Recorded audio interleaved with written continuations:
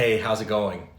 Well, yesterday we started talking about our souls, and a verse that I've read many times before just came to mind. Matthew chapter 16, verse 26, and this is what it says.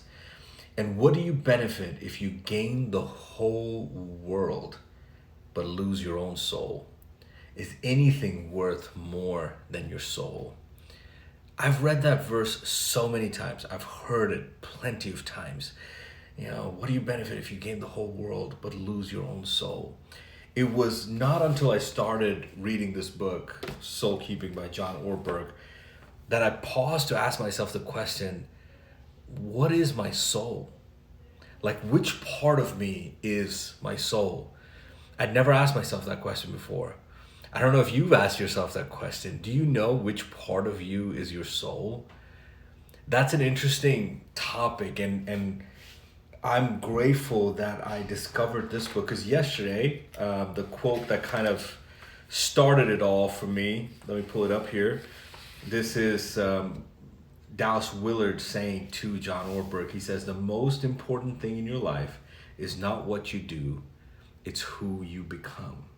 That's what you will take into eternity. You are an unceasing spiritual being with an eternal destiny in God's great universe.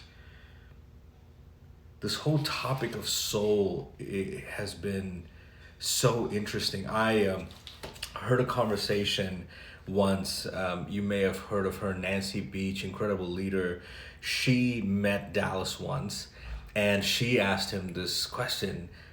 Dallas, how can you tell when your soul is off or when things are not right in your soul?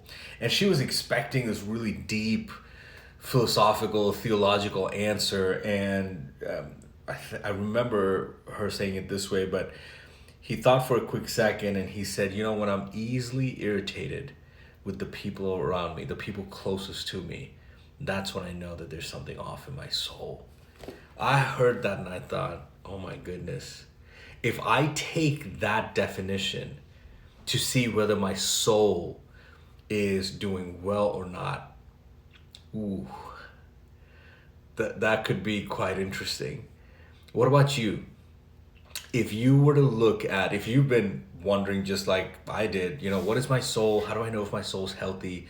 What if you took the temperature of your soul by looking at how you are with those closest to you?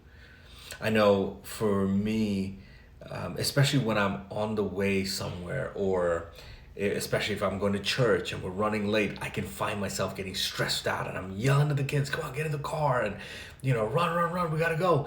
And I can find myself just irritated and agitated. Yesterday we talked about this. We can easily find ourselves being one person at home, but in front of everybody else, we're somebody totally different. So who's the real us? Who is our soul? There's a story that John mentions in the book that I want to read to you. It really moved me. He's quoting a story that somebody else wrote. And so the story is about a woman named Patricia, and she suffered from the effects of diabetes, a heart attack, and 2 strokes. She went blind, she required dialysis, and had both her legs amputated, all while only in her 30s. She was placed in a nursing home except for those several times a year when she had to be hospitalized, frequently going into a coma for 1 or 2 weeks during those stays.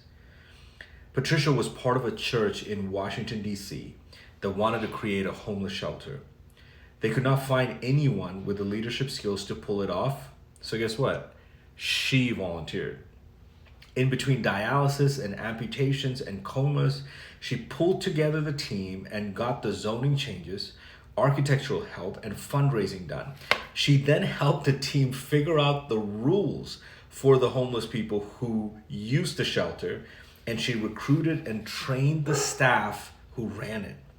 When Patricia died after the shelter's first successful year in operation, homeless people stood next to the U.S. cabinet members, such as Secretary of State James Baker, at her funeral.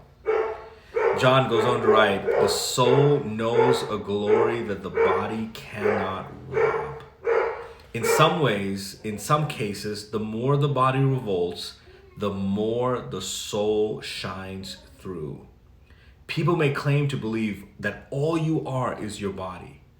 But Pat said one time, the only thing I can depend on with my body is that it will fail me.